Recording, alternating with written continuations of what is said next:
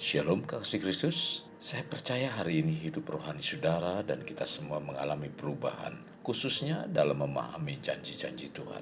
Seberapa lamanya doa yang kita panjatkan tertunda jawabannya, yakinlah semua itu tetap digenapi oleh Tuhan. Mari tetap melekat dalam Tuhan melalui renungan hari ini, agar kita tetap mempercayai keajaiban Tuhan masih ada. Kita berdoa. Bapa, terima kasih buat kesempatan yang Kau berikan dalam kehidupan kami, di mana kami dapat kembali mendengarkan firman-Mu lewat renungan hari ini. Biarlah Roh Kudus-Mu mengurapi kami semua, Tuhan, agar apa yang disampaikan kami dibawa untuk semakin mengerti, di mana firman-Mu menjadi satu hal yang sangat-sangat luar biasa untuk kami imani dan percayai, Tuhan. Ini yang menjadi satu kerinduan kami. Pimpin kami senantiasa supaya firman Tuhan mencerahkan kehidupan kami, agar iman percaya kami semakin kuat dan mengalami pertumbuhan di dalam Engkau. Ini doa kami dalam nama Tuhan Yesus. Amin. Melekat dalam Tuhan bertema keajaiban masih ada. Terdapat dalam Mazmur 77 ayat 15, demikian firman Tuhan. Engkaulah Allah yang melakukan keajaiban. Engkau telah menyatakan kuasa-Mu di antara bangsa-bangsa.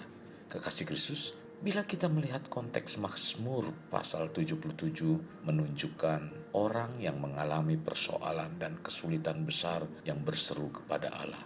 Dalam menghadapi persoalan dan kesulitan yang besar, sepertinya Allah tidak bereaksi atau memberi tanggapan, sehingga hidupnya tidak tenang, gelisah. Terdapat dalam Mazmur 77 ayat 2 sampai dengan 4. Tekanan hidup semakin besar dan jiwa yang semakin gelisah, maka beranggapan jangan-jangan Tuhan sudah tidak bermurah hati lagi, di mana kasih dan rahmat-Nya tertutup karena murka. Tercatat dalam Mazmur 77 ayat 7 sampai dengan 9.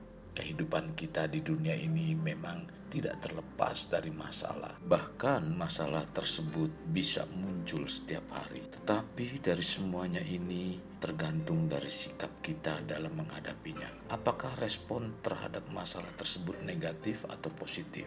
Bila selalu responnya negatif, dapat dipastikan kita akan sulit mencapai kemenangan atas masalah tersebut. Seringkali ketika mendapat masalah, kita mulai bimbang dan muncul keraguan dalam hati kita.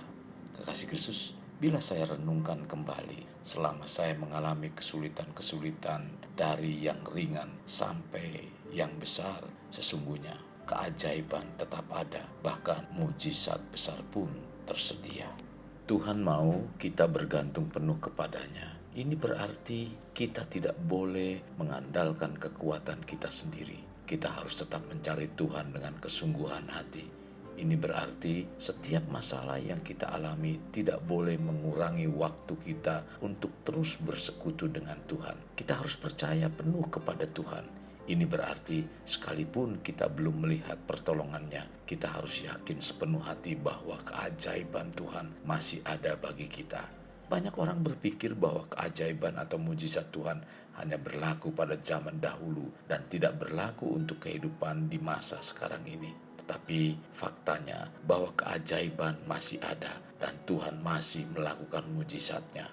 Bila ada orang yang tidak mengalami keajaiban Tuhan atau mujizatnya, bukan karena Tuhan tidak sanggup melakukannya, tetapi karena orang itulah yang tidak percaya akan keajaiban atau mujizat Tuhan.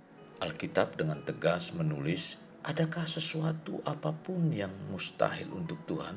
Kejadian 18 ayat 14a. Sehingga dengan demikian tidak ada yang mustahil bagi orang yang percaya. Tercatat dalam Markus 9 ayat 23b. Melalui ayat-ayat di atas jelas dikatakan bahwa tidak ada yang mustahil bagi Tuhan. Dia adalah Allah sang pembuat mujizat, karena Dia yang menciptakan bumi dengan segala isinya. Segala sesuatu yang dilakukannya adalah ajaib. Kalau kita merasa memiliki Allah yang dahsyat dan luar biasa, percayalah bahwa keajaiban masih ada. Bila tidak mempercayainya, sama halnya kita tidak mempercayai kasih Tuhan bagi kita. Keajaiban atau mujizat masih ada dan itu dapat terjadi dalam hidup kita karena Tuhan sangat mengasihi kita. Kasih-Nya tidak setengah-setengah tetapi total. Hal itu dibuktikannya di atas kayu salib.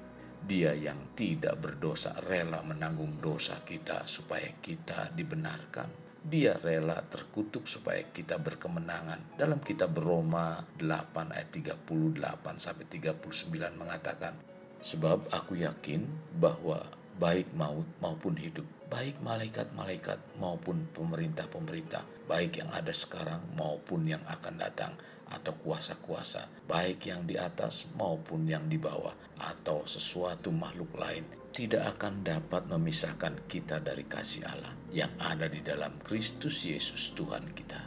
Kita harus berkata jujur bahwa kemampuan dan kekuatan kita sebagai manusia sangatlah terbatas. Tidak ada yang dapat kita banggakan dari diri kita ini. Karena itulah kita sangat membutuhkan dan memerlukan pertolongan dan mujizat dari Tuhan. Jangan sekali-kali menyombongkan diri dan merasa tidak membutuhkan Tuhan. Sebaliknya, bergantunglah penuh kepada Tuhan supaya keajaiban atau mujizat dapat terjadi dalam hidup kita. Untuk mengalami keajaiban atau mujizat Tuhan, ada hal-hal yang harus diperhatikan. Kita harus memiliki hidup benar di hadapan Tuhan, tidak hidup dalam dosa. Harus percaya penuh janji Tuhan bahwa keajaiban masih ada. Kekasih Kristus, jadikan hidup kita untuk lebih bermakna. Membangun pribadi bermakna dimulai dari pribadi kita. Kita berdoa. Bapa, terima kasih buat firman Tuhan, di mana Tuhan mengajarkan dalam kehidupan kami untuk terus kami percaya bahwa keajaiban masih ada. Tuhan, pimpin kami, mampukan kami untuk kami mengalami apa yang dikatakan dalam kebenaran firman Tuhan. Dan saat ini biarlah Roh-Mu yang kudus menjamah setiap hati anak-anak-Mu Tuhan, sehingga kami semua mengalami keajaiban-keajaiban Tuhan terjadi dalam kehidupan kami, dalam rumah tangga kami, dalam kehidupan anak-anak kami, dan masa depan yang ada dalam kehidupan kami semua. Terima kasih Tuhan Yesus. Ini doa kami dalam nama Tuhan sekali berdoa. Amin. Kasih Kristus, mari kita akhiri dengan mengedahkan kedua tangan kita. Terimalah anugerah berkat dari Allah Bapa, kasih sayang daripada Yesus Kristus, dan persekutuan dengan Roh Kudus yang mencurahkan berkat secara rohani, berkat secara jasmani, dan berkat secara ekonomi, di mana berkat Abraham, berkat Ishak, berkat Yakub dicurahkan dan dilimpahkan dari saat sekarang sampai Maranatha tiba, dalam nama Tuhan Yesus. Amin. Sampai jumpa di renungan berikutnya. Tuhan Yesus memberkati. Jangan lupa like, share, dan subscribe.